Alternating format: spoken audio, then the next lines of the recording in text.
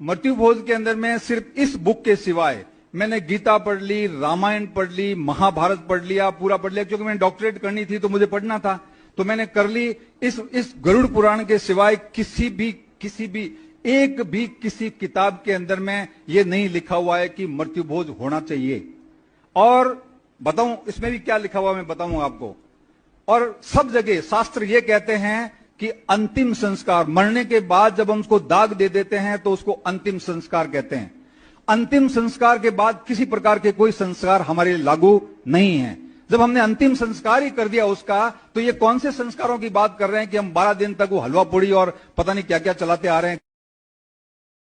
अब क्या बताते हैं परमात्मा, इस काल के दूतों की भूल भुलैया, वहां तो फूक दिया, उधर उसका अकाउंट हो रहा है, वो अपने कर्माधार पर जैसा भी उसका संस्कार है, मनुष्य बनना है तो मनुष्य का जन्म ले लेगा, या भूत प्रेत की योनि प्राप्त करनी है, भूत बनकर धक्के खाओगा, या उसने कोई गधे कुत्ते की योनि में जाना तो वहां चला जाओगा।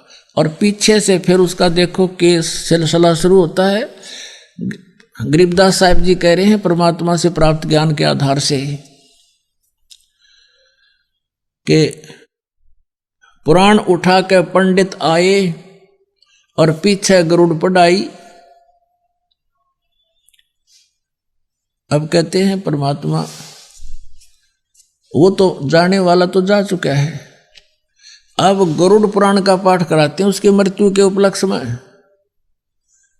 अब परमेश्वर कहते हैं कि तुमने गरुड़ उनको पहले सुनानी थी, गरुड़ पुराण का पाठ उसके जीते जी सुनाना था, क्योंकि गरुड़ पुराण के अंदर लिखा है कि जो व्यक्ति धर्म पुण्य नहीं करता, साधना ठीक नहीं करता, मृत्यु के उपरांत यम के दूत उसको ले जाते हैं ऊपर, उनको ऐसे स्थानों से जाता है, भयंकर तपती हुई जमीन होती है और नंगे पैर होते हैं, भूख और प्यास लगी होती है, और सामने जो पुण्यात्मा है वो भंडारा कर रहे होते हैं, उनको सब भोजन उपलब्ध है। वो कहता है यम के दूतों को, मुझे भोजन करवा दे भाई।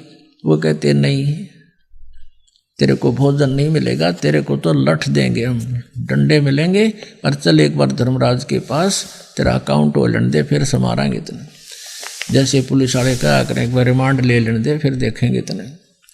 तो ये कहते हैं, उसको फिर रोता है, बुरा हाल हो जाता है, पछताता है, मुझे पता लग जाता मैं भक्ति करता, धर्म करता। अब परमात्मा कबीर जी कहते हैं, अच्छे दिन पाछे गए, गुरु से किया ना हेत, ई पछतावा के करया चिड़िया चुगी खेत। गरुड़ पुराण में लिखा है कि जो ऐसे कर्म करता है उसकी आंखें फूट जाती हैं, और जो ऐसे कर्म करता है उसका दायां हाथ कटता है, ऐसे पाप करता है उसका बायां हाथ कटता है, जो ऐसे कर्म करता है उसके पुत्र की मृत्यु होती है। परमात्मा कहते हैं वो तो मर गया, वो जालिया वहाँ तैयार हो रहा गद्दा बनने, और पाछा गरुड़ पुराण पढ़ावे। वो पहले क्यों पढ़ाया? ताकि उसको पापों से डरता, बुराई से बचता, शुभ कर्म करके अपना कल्याण करवाता। थरे सारे उल्टे काम। और फिर क्या बताते हैं